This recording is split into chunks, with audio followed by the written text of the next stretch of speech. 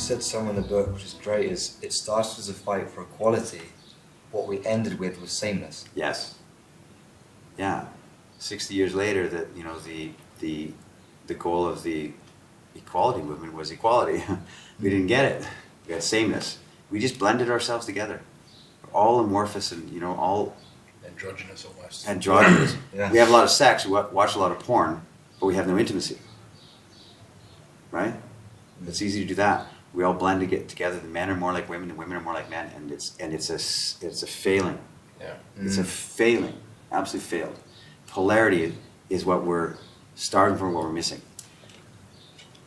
When I think about this, as we've said before, this ends up being a spiritual journey for men. Yeah. The one that we're talking about with women, and it's like this is our movement from here to here, but the original impulse is that desire and love for women. Yeah. That erotic drive, they call it eros, right? The drive that, that makes the universe spin and evolve all the time. It's that love for women that kicks it off. The frustrations along the way of not having women and losing women and having women and marrying women and having it crumble, and all the way to the end of this journey, where I don't know if there's an end to this journey, but all the way along it's for women.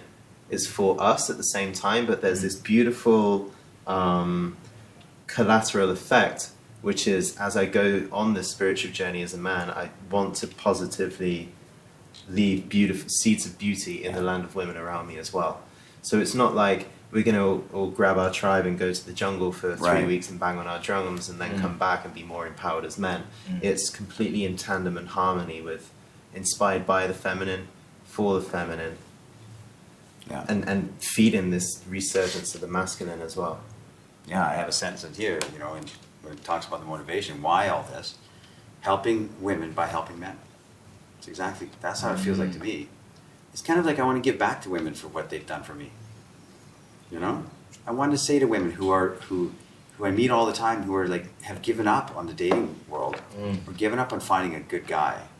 There's nice guys everywhere, but to find a good guy, and it's just kind of like they have the spirit, maybe it's, I'm getting older and I want to have some kids, but I can't find a good guy. To have a conversation with them that there are some sincere, really good guys out there. Yeah. And they're getting better. They're getting better because they're having a different conversation than we've had in the past. So to let women know, have hope, because I do. We're having strong conversations with men. This conversation here alone, any woman would love to meet you guys, because you're sitting in this kind of a interesting conversation. We're not sitting here like swilling our beer and talking about cars. Yeah. And that's as deep as we go. We're talking about something different, which is interesting, and interesting to the mind of women, for sure. You talked a bit about scoundrel energy a moment ago, and on the next page here you said we've lost the masculine wisdom of ancient and forgotten times. Yes. And I wonder if that's the same or different, the scoundrel and this ancient forgotten wisdom. It's the same thing. Yeah. We've lost something in our modern era. I really do. I opened the book with that, saying that, what is it we're missing? We're missing beauty. We're missing the beauty of the masculine spirit too. It's a beautiful thing. Our sexual nature is divinely appointed. It's a gift from God, and we squander our gifts. We hide it. No, that's a bad thing. It's not a bad thing. It's who we are. We squander it into a Kleenex every second night. Yeah. We watch porn. Yeah. I can't tell you how many guys say, I'm addicted to porn. I'm watching porn constantly. Never going to go out there and connect with a real woman. Yeah. Which is ironic, because a lot of people come from religious backgrounds. They think that's anti-sex or emasculating. In the Bible, there's a whole book, the Song of Solomon. It's almost like your book. He waxes lyrical, beautiful women. He's giving them lavish compliments, highly sexual, to the point where the translators are going, I can't even translate that. That's so graphic. Your breasts are like hills. Yeah. So there's no shame in that. No. It's only us in our modern, inherited, in the West anyway, puritanical inheritance. Yeah.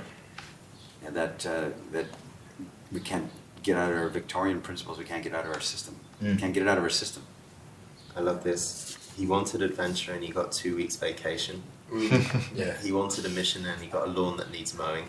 Wow. He wanted a purpose and he got a cubicle. Mm. He wanted a castle and he got a mortgage. He wanted a battle to fight and he got televised sports. It's incredible. He wanted every part of his life to be wonderful, and here he is, standing on a balcony in bleak, ruminating hesitation. Wow. Yeah.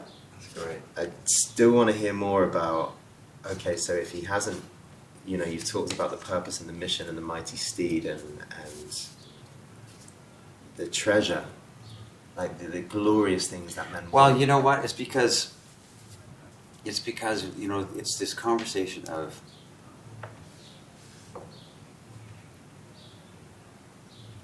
it is what do we want?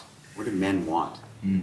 And I say that we want the same thing we've wanted ever since we were little boys. To be able to know that we have what it takes. That we can show up into a room and represent ourselves. That we can hold our own in a situation. And it's like we wanted to know that when we were boys. Mm. That we could ride a bike and go over that jump. We could do that. And we have what it takes. There's a reason that, and there's a lot of criticism from different quarters of a guy that will spend $2,000 for a weekend seminar or course on how to talk about girls and how to, this, right? There's tons of those things all over the world. Mm. And there's criticism. Come on, man.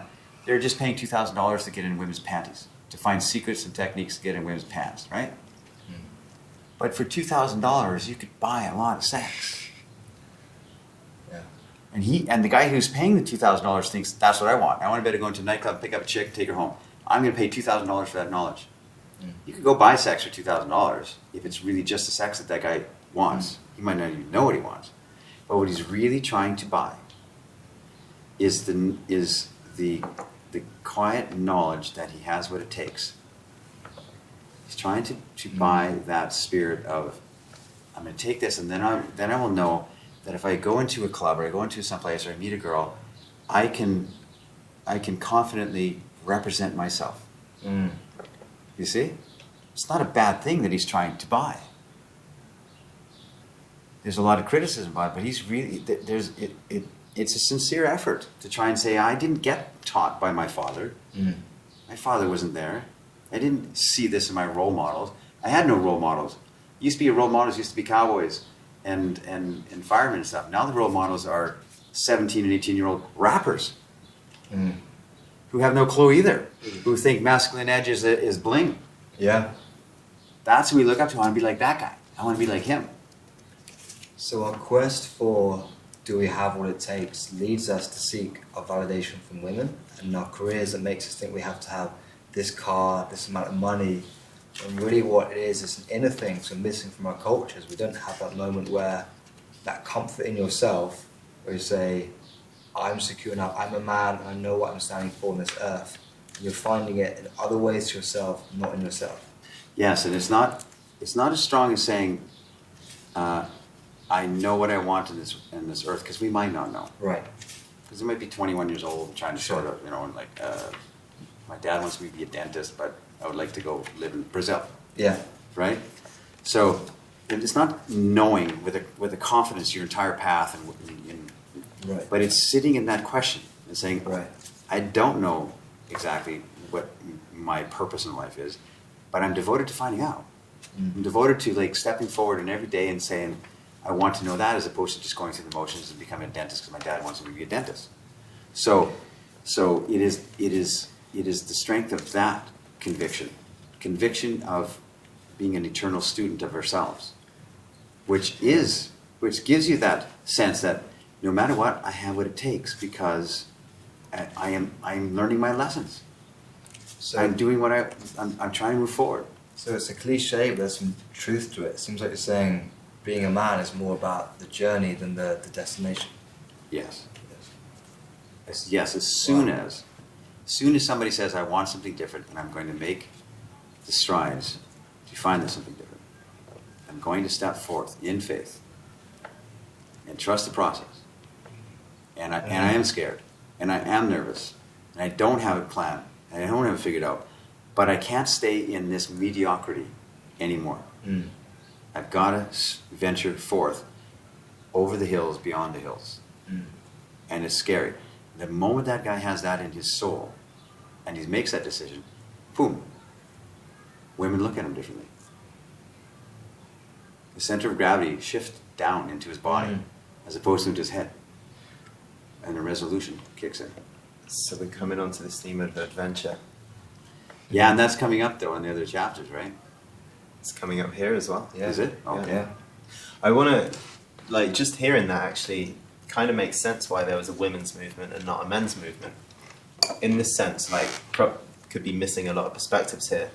But, so there's something very communal about women coming together to fight for something which is their equality.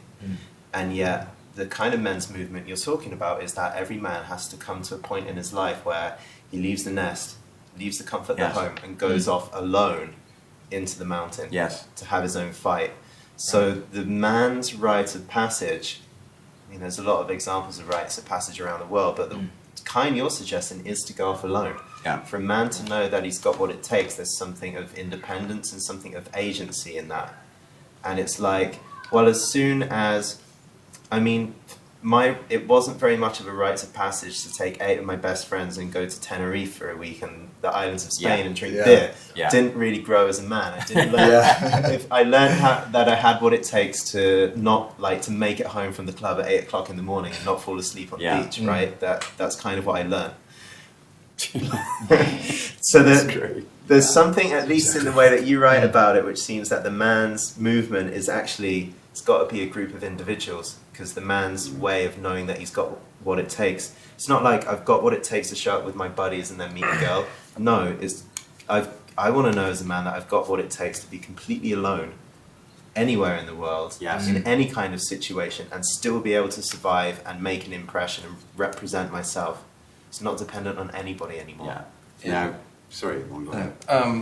I'd just like to share my experience of travel. That's exactly what I do. I go out all over the world and I'll run into a bunch of Australians, for example, and I'll steer clear of them because they do exactly that. They fall asleep on the beach at 8 o'clock in the morning. It's a step towards mediocrity going in and being with those people.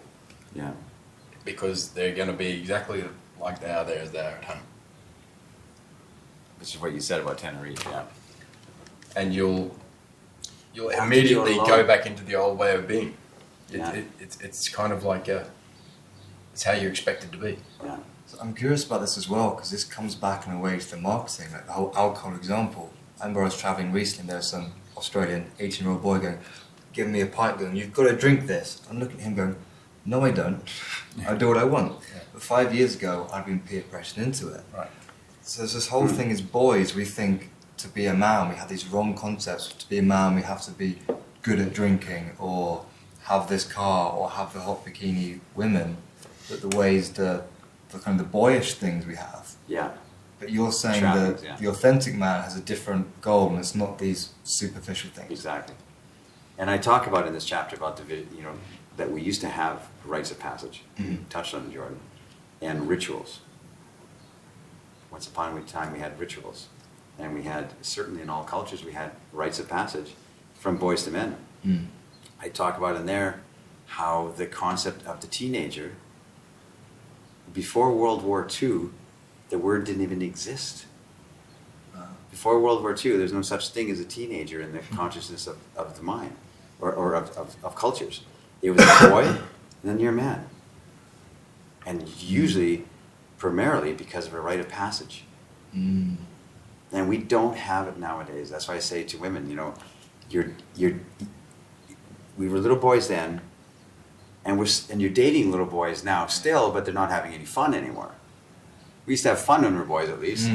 Play our PlayStation. Now we're still playing PlayStation, but we're not enjoying our lives. We're not having fun. We wish I had a girlfriend. We're still doing the same thing. We don't have that passage. We have this extended childhood called teenagerism, right? And that's an invented marketing thingy to get another demographic to market to. Yeah. Didn't exist. Not even the word in English did not exist before World War II. Didn't exist at all. So it's it's an artificial, apologetic way of moving through life that we don't have to grow up. We don't have to, and yet we get to drinking age or before that, and we start pounding back the beers. Yeah. We buy the cars. We lift a lot of weights and that. Yeah. But there's no strength in men, no masculinity in men. That's why there's a cry for this kind of a movement, so that we can have a quiet, a quiet storm of confidence in us again. It's all surface things. Surface No things, depth yeah. to it. That storm of confidence. And we still don't feel like we're good enough, no matter what we have. There's a phrase you say, climb a mountain and never tell anyone. Yeah, never tell a soul. Guys say to me, what can I do? You know what? You're in small town Iowa.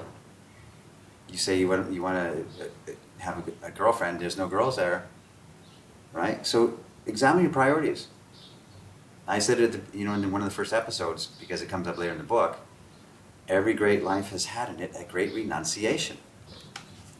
There's no other way. We say we want big transformation, but we don't, because we'd rather have this comfort that we're hanging on to. So this whole concept is, how can I live a life that has relevance and meaning? Go climb a mountain and don't tell a soul that you did it. What a thing to do. Go do a vision quest. Go find out what you're made of. Go scare yourself a little bit.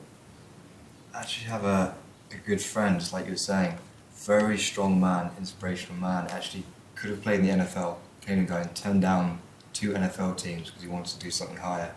And he recently quit from Facebook because he hated the fact he was doing things like traveling and taking pictures to impress other people. He was climbing the mountain and showing other people. And he got to the point he had to disconnect from that whole attitude because he was becoming too surface. He was having all these videos of him and the beautiful girls and playing American football. And he renounced that whole thing because he said it's got to be authentic for me. And he climbs these mountains and doesn't tell any people now. Interesting, huh? Mm. It's few will answer the call. It's the way it is.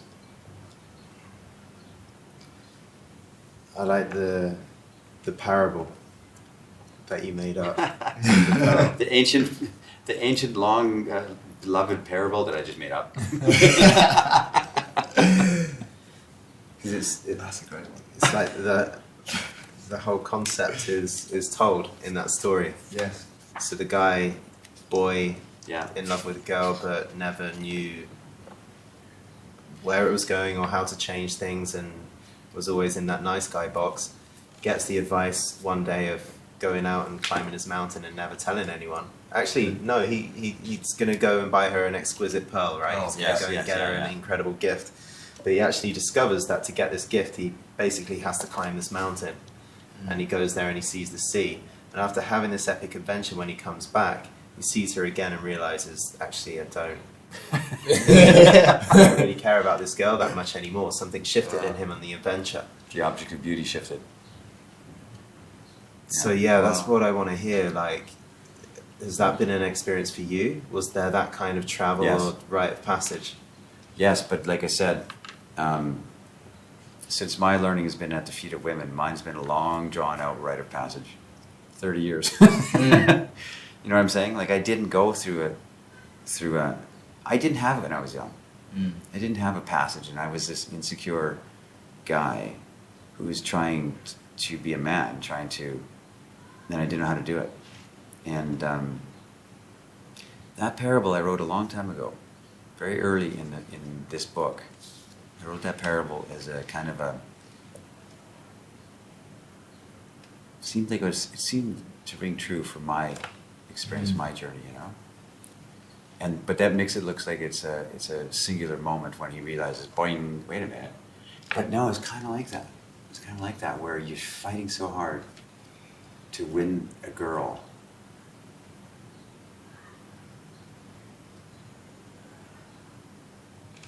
Yeah, it's kind of like that when you do get her, you realize, huh?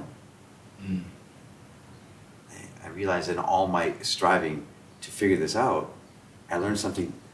That was the purpose of the journey. The journey was the purpose. That's an interesting thing. That it rang true to me. I wrote that years ago. Probably like 9 years ago. Maybe more than that. So it sounded like you had that experience where you strove and strove and strove to get with a particular girl, and then when you did, I had it this was girl like- one time that I was so in love with. And I thought she was in love with me. And we were with each other, and I thought this girl's out of my league, and how is this possible? And I was so like pinching myself. And I remember my brother and others would say, when she's around, she's not nice to people. But I didn't see it. This girl was perfect. She was like, you know, like perfect. I didn't see it. She's perfect body and like all that nice face and stuff like that. And she was kind of, I didn't see it at the time. Because I put this entire blossom on her that was like, she was a perfect girl. And I didn't want to lose her. I was so afraid of losing her. And for some reason, there was something, her father just controlled her life in some way. And he said, I don't want you to see this guy anymore. Yeah, here's a story I don't think I ever told anybody.